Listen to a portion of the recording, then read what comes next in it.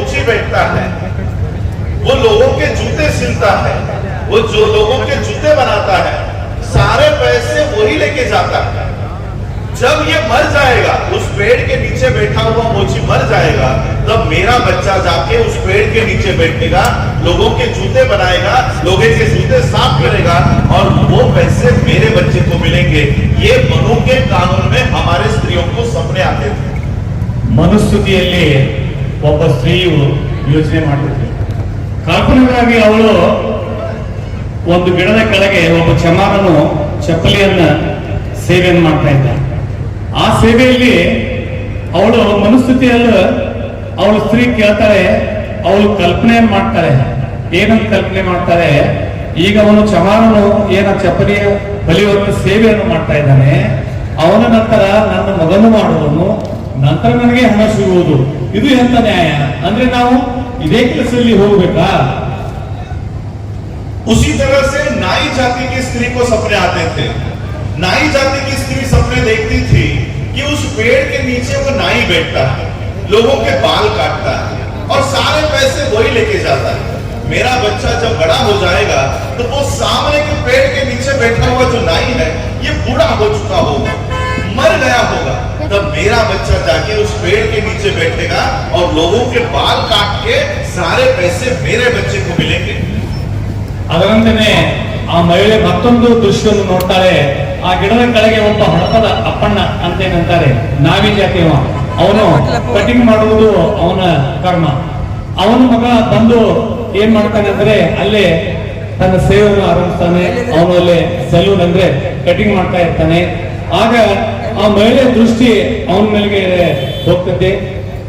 ಹೋದ ನಂತರ ಅವಳು ವಿಚಾರ ಮಾಡ್ತಾಳೆ, ಇವನು ಈಗ ವೃದ್ಧನಾಗಿದ್ದಾನೆ, ಅಂದ್ರೆ ಮುದುಕನಾಗಿದ್ದಾನೆ. ಇವನು ಮುದುಕನಾದರೂ ಕೂಡ ಇವನೇ ಕಟಿಂಗ್ ಮಾಡುವನ, ಆದ್ರೆ ನನ್ನ ಮಗ ಯಾವಾಗ ಕಟಿಂಗ್ ಮಾಡುವವನು? ಆಗ ನನ್ನ ಮಗನಿಂದ ಏನು ಒಂದು ಕಾಯಕ ಆಗತ್ತೆ, ಆ ಹಣ ನನಗೆ ಯಾವಾಗ ದೊರೆಯುತ್ತೆ ಅನ್ನೋದು ಕೂಡ ಅವಳ ಒಂದು ಸಾದೃಶ್ಯದ ಚಿತ್ರವನ್ನು ಈಗ ಇವರು ಹೇಳ್ತಾ ಇದ್ದಾರೆ. इसी तरह से हर एक जाति की स्त्री यही सपना देखा करती थी कि मेरा बच्चा बड़ा होके नाई बनेगा, मेरा बच्चा बड़ा होके मोची बनेगा, मेरा बच्चा बड़ा होके कुम्हार बनेगा। ऐसे सपने मनु के कानून में हमारे स्त्रियों को आते थे। ಮನುಸ್ಥಿತಿಯಲ್ಲಿ ನನ್ನ ಮಗ ಹಡಪದಾಗುವನು, ನನ್ನ ಮಗ ಚಮಾರಾಗುವನು, ಈ ತರನಾದ ಅನೇಕ ಕಲ್ಪನೆಗಳನ್ನು ಆ ಒಬ್ಬ ಸ್ತ್ರೀಯು ಮನುಸ್ಥಿತಿಯಲ್ಲಿ ಮಾಡ್ತಿದ್ಲು ಅಂತ ಬರೆದಿದ್ದಾರಂತೆ ಇವರೀಗ ಹೇಳ್ತಾ ಇದ್ದಾರೆ. बाबा साहब ने इस देश में ऐसा संविधान निर्माण किया कि आज 75 साल पूरे होने के बाद इस देश की स्त्रियों को, चाहे वो किसी भी जाति की हो, चमार जाति की हो, नाई जाति की हो, कुमार जाति की हो, माला हो, मदिगा हो, किसी भी जाति की हो, आज इस देश के भारत की स्त्रियों को क्या सपने आते हैं पता है? 85 ವರ್ಷಗಳ ಕಳೆದರೂ ಕೂಡ ನಮ್ಮ ಬಾಬಾ ಸಾಹೇಬರು ಒಂದು ವಿಷಯವನ್ನು ಮಾತ್ರ ಬಹಳ ಸ್ಪಷ್ಟವಾಗಿ ಹೇಳಿದ್ದಾರೆ. ನೀವು ಚಮಾರಿನ ಮಕ್ಕಳಾಗಿರ್ಬೋದು, ಮಾದಿಗರ ಮಕ್ಕಳಾಗಿರ್ಬೋದು, ಹೂಗಾರನ ಮಕ್ಕಳಾಗಿರ್ಬೋದು, ನೀವು ಯಾವುದೇ ಜಾತಿ ಯಾವುದೇ ಧರ್ಮದ ಮಕ್ಕಳಾಗಿರ್ಬೋದು, ನೀವು ಸಮಾನವಾಗಿ ನಿಮ್ಮ ಕಾಯಕ ಸೇವೆಯನ್ನು ಮಾಡುವುದು ಒಂದೇ, ಅದು ಒಂದು ಸಮಾನತೆಯ ಆಧಾರ ಎಂಬುದು ಡಾಕ್ಟರ್ BR ಅಂಬೇಡ್ಕರ್ ಅವರು 85 ವರ್ಷಗಳ ಹಿಂದೆ ತಮ್ಮ ಸಂವಿಧಾನದಲ್ಲಿ ಹೇಳಿದ್ದಾರೆಂದು ಅವರು ಹೇಳ್ತಾ ಇದ್ದಾರೆ. आज वो स्त्री सपना देखती है कि मेरा बच्चा आज छोटा है, 5 साल का, 10 साल का, जब ये बड़ा हो जाएगा तब सुप्रीम कोर्ट का जज रिटायरमेंट को आया होगा, और जैसे ही वो रिटायर्ड होगा, मैं मेरे बच्चे को ऐसा पढ़ाऊंगी, मैं मेरे बच्चे को ऐसा शिक्षा दूंगी कि वो रिटायर होने के बाद मेरा बच्चा जाके उस सुप्रीम कोर्ट के जज के कुर्सी पर जाके बैठे। ऐसा कानून बाबा साहब अंबेडकर जी ने इस देश के संविधान के माध्यम से तैयार कर दिया। ಮನುಸ್ಥಿತಿಯಲ್ಲಿ ಸ್ತ್ರೀಯು ಹೇಗೆ ತನ್ನ ಆಶಯಗಳನ್ನು ತನ್ನ ಮಗನ ಮುಖಾಂತರವಾಗಿ ಕಾಲ್ಪನಿಕವಾಗಿ ನೋಡುತ್ತಿದ್ದಳು, 85 ವರ್ಷದ ನಂತರ ಡಾಕ್ಟರ್ BR ಅಂಬೇಡ್ಕರ್ ಅವರು ಏನು ಒಂದು ಸಂವಿಧಾನವನ್ನು ಬರೆದರು, ಆಗ ಆ ಮನುಸ್ಥಿತಿಯಲ್ಲಿದ್ದ ಸ್ತ್ರೀಯ ವಿರೋಧವಾಗಿ ಆ ಸ್ತ್ರೀ ಈಗ ನನ್ನ ಮಗ ಸುಪ್ರೀಂ ಕೋರ್ಟ್ ಜಡ್ಜ್ ಆಗ್ತಾನೆ, ನನ್ನ ಮಗ ಜಡ್ಜ್ ಆಗ್ತಾನೆ, ನನ್ನ ಮಗ ನ್ಯಾಯಮೂರ್ತಿ ಆಗ್ತಾನೆ ಅಂತ ಒಂದು ಆಶಯವನ್ನು ಮಾಡುವ ಹಾಗೆ ಸಂವಿಧಾನದಲ್ಲಿ ಸ್ತ್ರೀ ಸಮಾನತೆಯಾಗಿ ಶ್ರೀ ಡಾಕ್ಟರ್ BR ಅಂಬೇಡ್ಕರ್ ಅವರು ನಮೂದಿಸಿದ್ದಾರೆ ಅಂತ ಈಗ ಇವರು ಹೇಳ್ತಾ ಇದ್ದಾರೆ. आज बहुत लोग ये बात कर रहे थे कि बाबा साहब अम्बेडकर जी की जयंती भारत के बाहर भी मनाई जा रही है। बाबा साहब अम्बेडकर जी के बारे में एक प्रसंग में आपने मेरे साथ जो हुआ मैं आपको बताना चाहता हूं।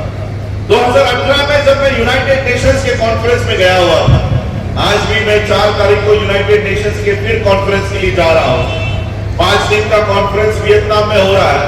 लगभग 140 देश के लोग वहां पर आने वाले हैं। मैं जब 2018 में इस यूनाइटेड नेशंस के कॉन्फ्रेंस के लिए गया, अनेक देशों के लोग वहां पर आए हुए थे। ನಾನು ಯುನೈಟೆಡ್ ನೇಷನ್ ದುಂಡು ಮೇದಿನ ಪರಿಷತ್ ಅಂದ್ರೆ ಸಮ್ಮೇಳನಕ್ಕೆ ನಾನು ಹೋಗ್ತಾ ಇದ್ದೇನೆ. ಅದರಲ್ಲಿ ಸರಿಸುಮಾರು 140 ದೇಶಗಳ ಪ್ರತಿನಿಧಿಗಳು ಆ ಒಂದು ಸಮ್ಮೇಳನದಲ್ಲಿ ಭಾಗವಹಿಸುತ್ತಾ ಇದ್ದಾರೆ. ಅಲ್ಲಿ जब हम लोग वहां पर यूनाइटेड नेशंस में अलग अलग देशों से जान पहचान कर रहे थे, तब चाइना का एक डेलीगेशन हमारे सामने आया। चाइना के मिनिस्टर्स, चाइना के फॉरेन मिनिस्टर्स ये हमारे सामने आए। उन्होंने हमारे गले में जो आइडेंटिटी कार्ड लटका हुआ था उस पे इंडिया का फ्लैग था। उन्होंने इंडिया का फ्लैग देखकर वो रुके और हमसे जान पहचान करने के लिए उन्होंने पूछा, विच कंट्री, कौन से देश से आए हो? तो हमने कहा इंडिया से आए, भारत से आए। 140 ದೇಶಗಳ ಪ್ರತಿನಿಧಿಗಳಲ್ಲಿ ಒಬ್ಬರು ಚೈನಾ ಪ್ರತಿನಿಧಿ ಬರ್ತಾರೆ. ಚೈನಾ ಪ್ರತಿನಿಧಿ ಇವರ ಗೋಳಲ್ಲಿರುವ ಐ ಕಾರ್ಡ್ ಅನ್ನು ನೋಡ್ತಾರೆ, ಗುರುತಿನ ಚೀಟಿಯನ್ನು ನೋಡ್ತಾರೆ. ಆ ಚೀಟಿಯಲ್ಲಿ ಭಾರತ ದೇಶದ ಒಂದು ಫ್ಲಾಗ್ ಇರುತ್ತೆ. ಆ ಫ್ಲಾಗ್ ಮುಖಾಂತರ ಇವರಿಗೆ ಕೇಳ್ತಾರೆ, ನೀವು ಭಾರತ ದೇಶದವರ, ಭಾರತದಿಂದ ಬಂದಿದ್ದೀರಾ ಅಂತ ಅವರು ಆ ಒಂದು ಐಡೆಂಟಿಟಿ, ಆ ಒಂದು ಗುರುತಿನ ಚೀಟಿಯ ಮುಖಾಂತರ ನಮಗೆ ಕೇಳ್ತಾರೆ. जब उनको पता चला कि हम भारत से आए हैं, जब मैंने उनको कहा कि वी आर फ्रॉम इंडिया, हम भारत से हैं, तो पता है चाइना के लोगों ने मुझसे क्या कहा? ओ, अम्बेडकर से लिया। आज भी इस देश को लोग भारत के बाहर मोदी का या गांधी का भारत के नाम से नहीं, डॉक्टर बाबा साहब अम्बेडकर जी के भारत से जानते हैं। ಆಗ ಅವರಿಗೆ ಗೊತ್ತಾಗತ್ತೆ ನೀವು ಬಂದಿದ್ದು ಭಾರತ ದೇಶದಿಂದ. ಭಾರತ ದೇಶ ಅಂದ್ರೆ ಸಂವಿಧಾನ ಶಿಲ್ಪಿ ಡಾಕ್ಟರ್ BR ಅಂಬೇಡ್ಕರ್ ಅವರ ದೇಶದಿಂದ.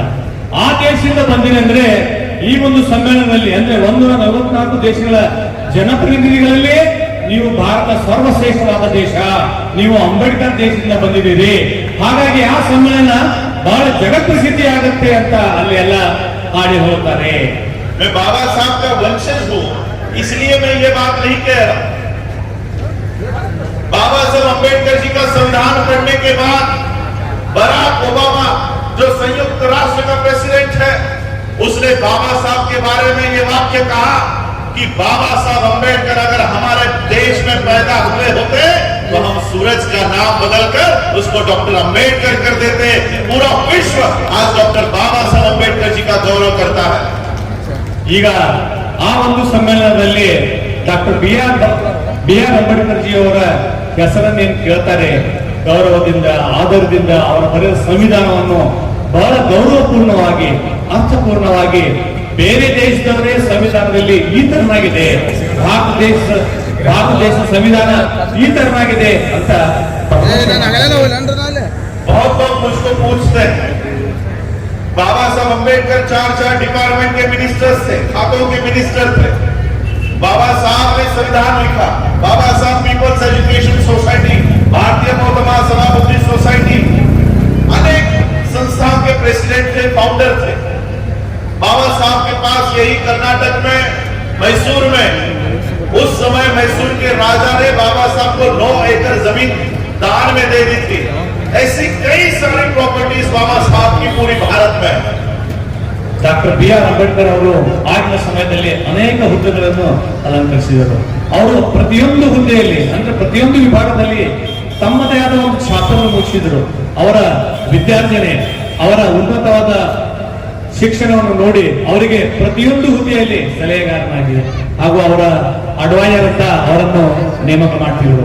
ಅದಂತೆ ನಮ್ಮ ಕರ್ನಾಟಕದಲ್ಲಿ ಮೈಸೂರಿನ ಆಗಿನ ರಾಜರು ಅವರಿಗೆ 9 ಎಕರೆ ಜಮೀನನ್ನು ಉಳಿಗಾಗಿ ನೀಡಿದ್ದರು. बहुत लोग मुझको पूछते हैं, बाबा साहब की प्रॉपर्टी क्या है, बाबा साहब क्या क्या छोड़कर गए आप लोगों के लिए, कितने बंगलो है बाबा साहब के? कितने बिल्डिंग्स है बाबा साहब की, कितनी जमीनें हैं बाबा साहब की, बाबा साहब ने आपके लिए कितने पैसे छोड़े, ऐसे बहुत लोग मुझको पूछते हैं। ಬಾಬಾ ಸಾಹೇಬ್ ಅವರು ನಮಗೆ ಕೊಟ್ಟು ಹೋಗಿದ್ದು ವರದಾನವಾಗಿ ಅಂದ್ರೆ ಮೊದಲಿಗೆ ಸಂವಿಧಾನ. ಅದನ್ನು ಬಿಟ್ಟು ಅವರು ಯಾವುದೇ ಒಂದು ಐಶ್ವರ್ಯ, ಯಾವುದೇ ಒಂದು